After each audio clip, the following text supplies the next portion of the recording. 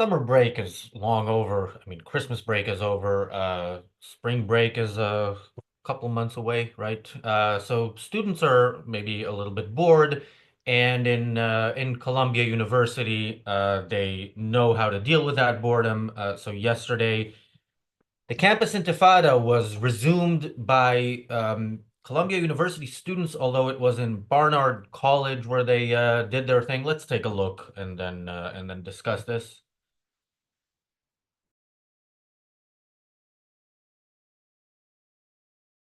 There's a breach!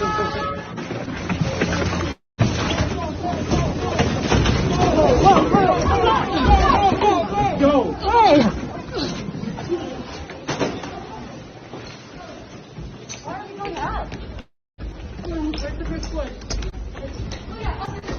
Free! Free Palestine! Free! Free Palestine! Free! Free! Free Palestine!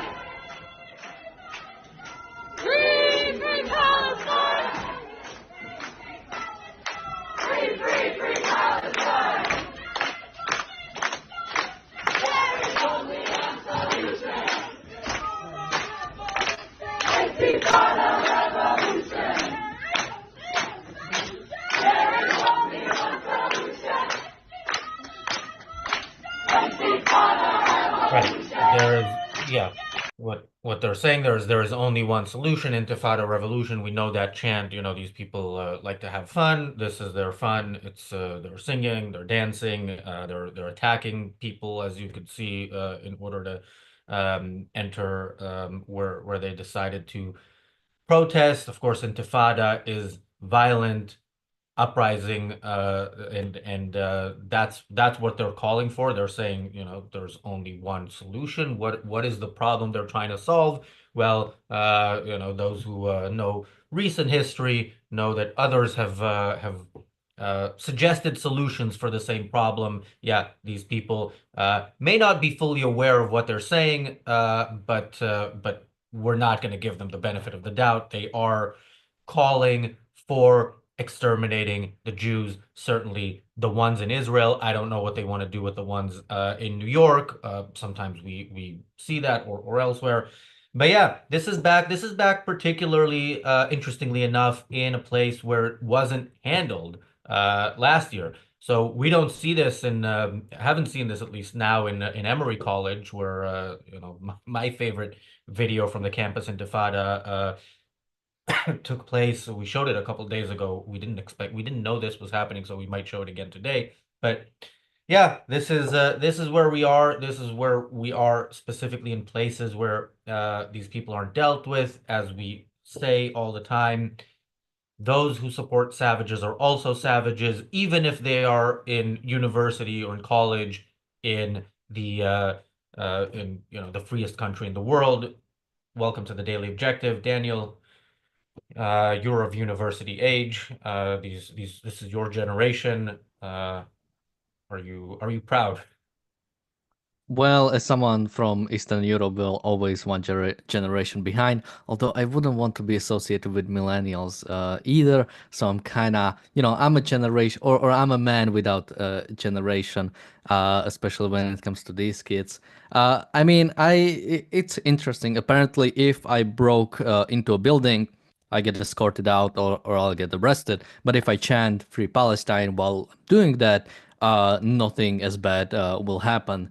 Um, so apparently you can take over buildings. Now this happened yesterday. They were there for a few hours because the university has said that which I guess to some benefit of theirs, they've said that basically they have until like 9:30 to evacuate the building, or something will happen. Apparently, the students did get out by 9:30. Now it's already sort of a bad time, since they probably wanted to go to parties or to sleep anyway by that time. So it wasn't really a threat.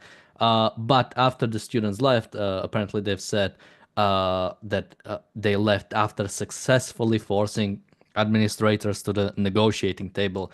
Basically, what has happened is I'm not sure if a few days ago or a few weeks ago, there was a class on Israeli history, and two students were so disruptive during that class that they were expelled. Now, this protest was to basically uh, to reverse the decision or to do something on that. So if they've said they forced administration into the negotiating table, maybe it is actually on hand, or sort of it might happen that those two people will their expulsion will they will get rid of that or something. Now again, that's a straight up mob rule. It's there was class on Israeli history. It's at Columbia University, or maybe it was at this sort of separate university. So it's probably not the most positive. They probably don't read, the most positive view of Israeli history, and yet even during that class, they were trying to disturb it. So it's pretty much, we break the rules and then we're gonna break the rules again. So we are allowed to break the rules because the ends justify the means pretty much. So Columbia University is backing down pretty much again. We'll see where it continues, but so far it's sort of the same old. And not to mention, well, I can go into this a bit later, but yeah, it's they broke into a building while chanting some things, and they basically got everything they wanted. They were allowed to break in. Nobody was punished, as far as I'm aware, and maybe they might actually get something out of it. So, when it comes to Hamas tactics, they are definitely on the right track. Thank you, Jonathan Honig, for the super chat. So yeah, I will actually I will want to play that clip if you have it, and I'm sure you have it because I asked for it a lot. The one from Emory University, and I want to actually pause a few times and break it down because this is exactly what you just said. This is the university here is practicing what it preaches. It is and what these people generally preach when it comes to Israel. They are advocating for surrender to violence. If somebody acts against you, initiates force against you, you follow their lead, you do what they demand, and supposedly this is the right thing to do. So students disrupted class, a class, by the way, where the professor made a point of teaching the Israeli narrative and the anti-Israel narrative, and they didn't want that class to be, they didn't want that to be heard at all. They didn't want the study of history to take place, and therefore they interrupted it, and now students are demanding that terrorist supporters like them can get away with it, and the university is essentially saying yes. And I don't know where they think this leads to, but again, we saw protests in a bunch of universities around April, May of last year, and some of them, this was dealt as it should have been dealt with, and in others it wasn't, and we still see it. Somebody in the chat, one of our regular trolls, said something that, well, I'm going to read it in his words. It's protesting is legal in America, protected by the Constitution. No, there is no protection in the Constitution for violating property rights and for physically attacking people. That is not a thing. Reread the Constitution. But it's not surprising that somebody who supports savages also lies about the Constitution. It's interesting. These people hate America almost as much as they hate Israel, but they try to use the things they hate about America to their advantage. I mean, I don't know if this I'm assuming this person implies that the First Amendment somehow uh, allows this kind of stuff to happen. Wouldn't that, in your weird application of the First Amendment, wouldn't that apply also to the teaching of history in a university? But I guess free speech means silencing others as far as terrorists and their supporters are concerned. Thank you, Bonnie, for the super chat. Okay, Daniel, you go ahead, and then we'll play the clip and break it down as how dealing with these people properly actually works and moves them in terms of where they stand on how things should be done. Yeah, I would only read a little bit from the Constitution. So in the First Amendment, it says Congress shall make no law respecting an establishment of religion or prohibiting the free exercise thereof or abridging the freedom of speech or of the press or of the right of people peaceably to assemble and to petition the government for a redress of grievances. How does it start?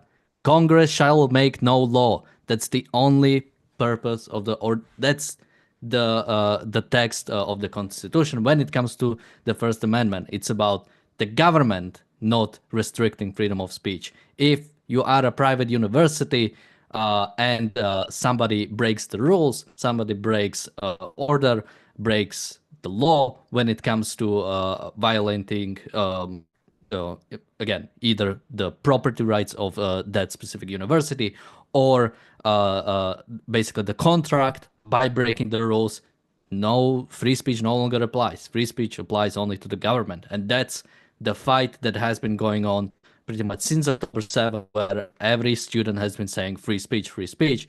This is not about free speech. This is about property rights, and they have been violating property rights at every turn. And it is the only thing that um, that should be concerned here. If they want to yell in their own, I guess maybe even dorm rooms, they are probably free to do so, again, unless they are breaking some different rule. But if they go to their own property, they can chant whatever they want. Nobody will care. But also, you are taking away from what they are doing. This is not about free speech. When it comes to even sort of civil disobedience, it is understood that you are breaking law. That's what you are disobeying. You are disagreeing with the law. So them being there, you could say, is a type of civil disobedience where they disagree with the property rights, and that should be understood as exactly what it is. Not to mention, while they are there, they are also screaming, there is only one solution, Intifada revolution. I know a different guy who also had a final solution for this sort of thing, but they are calling for the exact same thing. What is Intifada revolution? They're calling for killing of Jews. There is no other way to take that statement. It's not, let's establish a free nation besides Israel that will respect liberty, property rights, and individual rights of all its citizens, either Arab or Jewish. No, they are calling for, let's establish basically a caliphate or Islamic state that will kill all the Jews, or at the very least get rid of all of them. This is what they're calling for, and there is no. Yeah, so someone says, let's not confuse civil disobedience with having no brain. Yeah, I don't think this even falls under civil disobedience, because what you're disobeying is like property rights. There is no like what they are breaking. The law they are breaking is not, you cannot scream Intifada revolution or you cannot protest for Palestine. They are breaking, you cannot enter the buildings forcibly and taking over it. Yeah, and they did attack that security guard. I mean, the troll in the chat now says, I didn't say violence. You said that. Were you saying this completely unrelated to this so-called protest yesterday? I mean, because they were violent. That was violence. So if you're saying this protest is somehow protected by the Constitution, you are saying violence against those who actually agree with, or violence by those who disagree with the very existence of the United States as and certainly with the Constitution is somehow protected. Anyway, I don't know why I'm talking to the trolls. Let's watch this video because I want to break it down as a very quick journey in what where somebody goes from when they think they can get away with it, as they clearly can in Manhattan, to when they find out otherwise.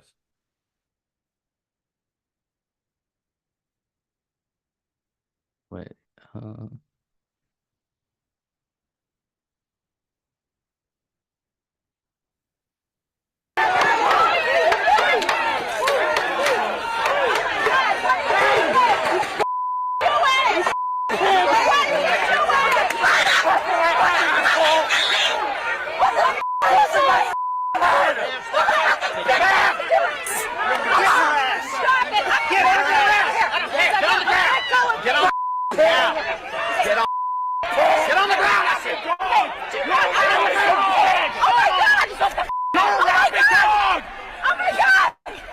some cops!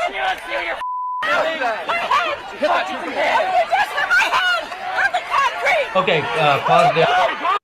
So, okay, so we see her, seeing somebody getting arrested and seemingly also resisting arrest, and she first starts shouting, and she gets away with it. So she comes closer, and then she's being told, back off, and she tries to push back, and at some point tries apparently to attack the police officer, thinking she could get away with it. We know she wouldn't do this if she didn't think she could get away with it, because we see that later on in the video, and we see also her initial both physical and verbal attempts to get out of it. Physically, turns out the cop, knows how to deal with people who resist arrest, and then she starts saying, "Oh my God, oh my God!" Yeah, that's gonna get the cop to let you get away with breaking the law.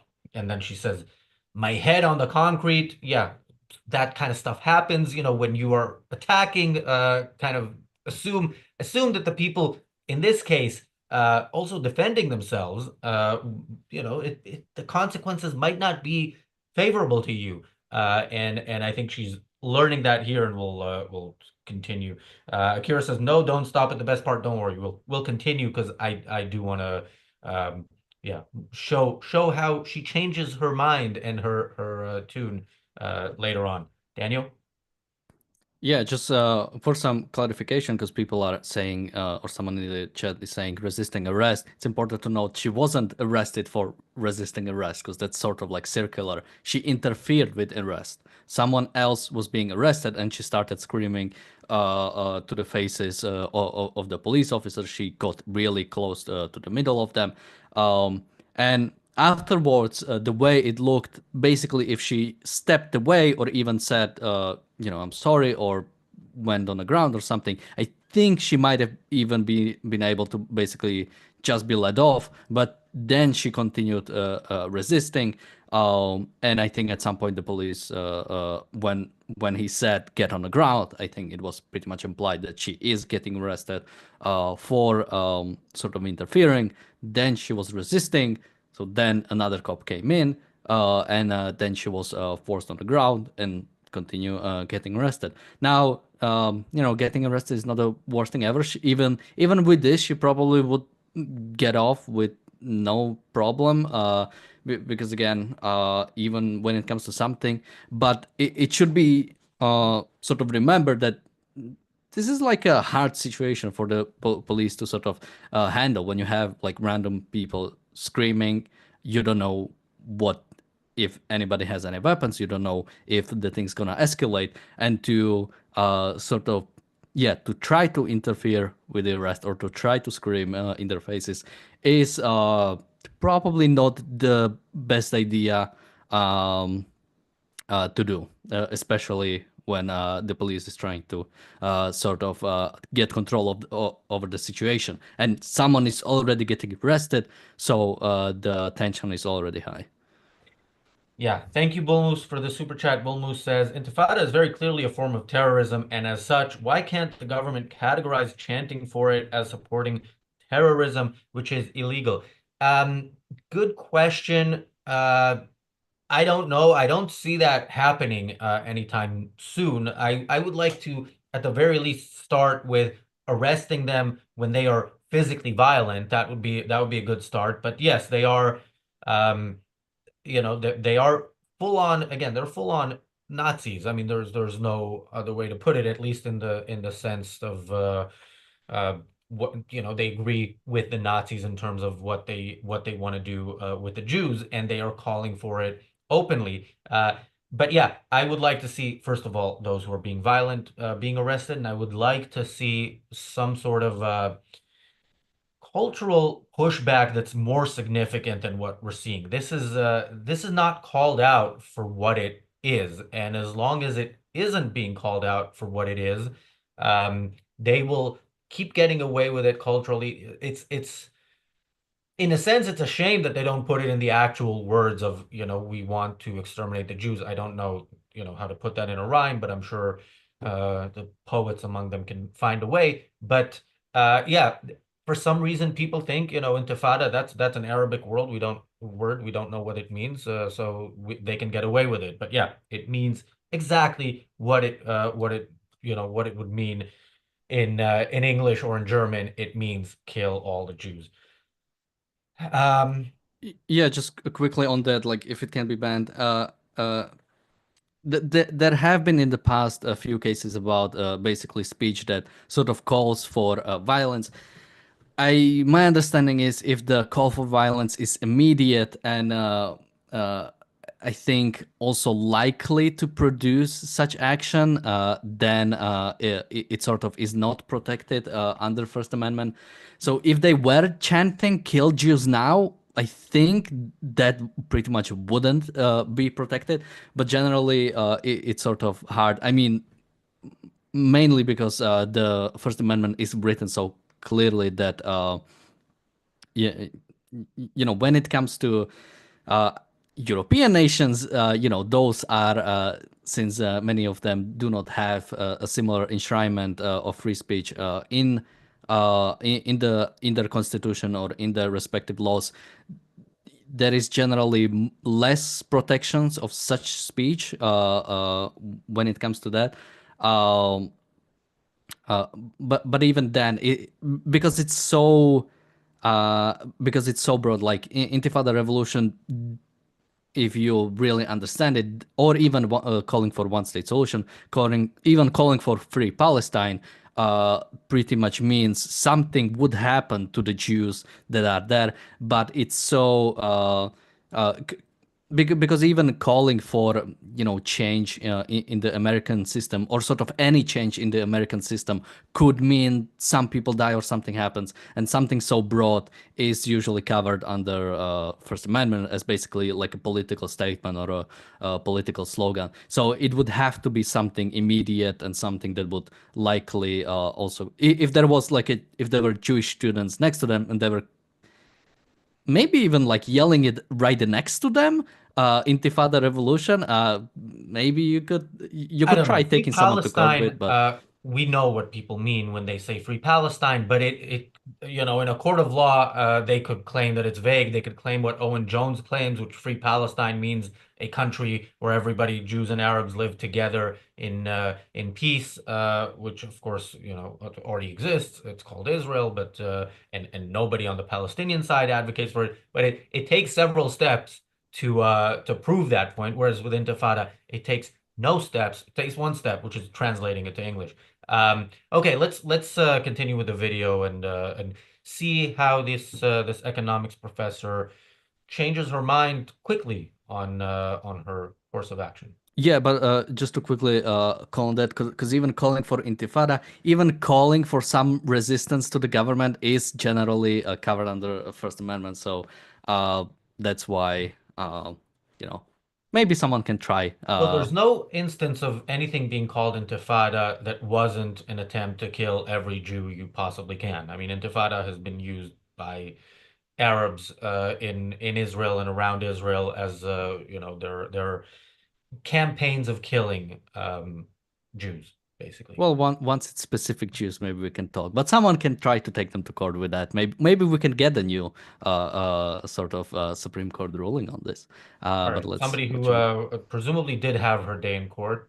We didn't really follow up on the story. We just enjoy the video, but yeah, let's see that. Oh my God! You people are fascists! You are Hitler! You are laughing dog! Shame on you! May you never live another day! I am a professor. This is an every professor, I everyone! am a professor of economics. You are rabid dogs! You are fascists! It was a peaceful protest until they started fighting troopers. I agree with you. L-I-N. I reacted impulsively. I apologize. No, you're right. It's right to rebel. Right. I'm gonna share this. Yeah, so after stating that her head was on the concrete didn't work, she states her profession, thinking resisting arrest might be a crime if, unless you're a professor of economics, which puts you above the law. Turns out that's not the case. Turns out the guy with the camera or somebody next to the guy with the camera shouting, "You're fascist, you're Hitler," also didn't convince them to think, "Oh, well, we don't want to be fascists or Hitler, so you could go." Yeah, then she starts saying, "I reacted impulsively. I apologize." And I think she says at the end, like, we think we cut it off a couple of seconds before the end, when she says something like, "Please take off the cuffs," or whatever it was, but which also didn't work. But yeah, they changed their tune quickly, and there's the story that I still don't know if we were able to confirm, of the Chinese student who was involved in the protests. We see a video of her being arrested whenever it was, with the mask being taken off. These people always wear masks. They're not as proud of who they are as they would like us to think. And she has this big smile on her face, again, the kind of smile that you have when you get arrested in a place like the United States of America, and probably not when you get arrested in a place like China and don't know if you're ever going to be heard from again. And yeah, if she actually got kicked out of the country, that's one of the things that would make people think twice before they do something like this. Expelling students is one of the things that will make people think twice before they do something like this. Capitulating to these people because they are violent, because you wouldn't do it if they didn't use violence, that ensures more violence. It's the same thing if it's Columbia University and if it's Gaza. You do not respond to violence with capitulation. You respond to violence with such overwhelming force that the violent people, those of whom are still around, depending on the situation, never ever think it is in their interest to do something like that again. Yeah, I mean, some people are saying, what's gonna happen to her. She probably got out of this. I'd be surprised if not. Again, she didn't even really do anything that outrageous. If you are like a leftist student or a professor and you haven't gotten arrested during like your stay at the university, what have you been even doing? You're not sort of like a real leftist student.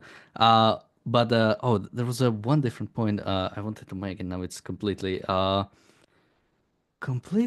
falling off my mind. Oh yeah, sort of like yelling at them. They're fascist. Oh, something about enforcement law. I think what the police is doing here is great and should be done more, even if they ultimately sort of don't really, nothing really happens to them. I think once for like a civil society to work, every such an action, every breaking of the law, or maybe not every single, but sort of when you see breaking of the law, it has to be enforced, and it can never sort of be just let go. Not even specifically for punishing those specific people, but basically saying there is law and you cannot break it, and that's the standard, and if you do, something's going to happen. There's going to be a consequences for those actions, and I think that needs to be enforced. And if that was enforced much I think much more proactively, it would be better. Not even again in the cases of sort of like punishing the people, but basically letting them know, like,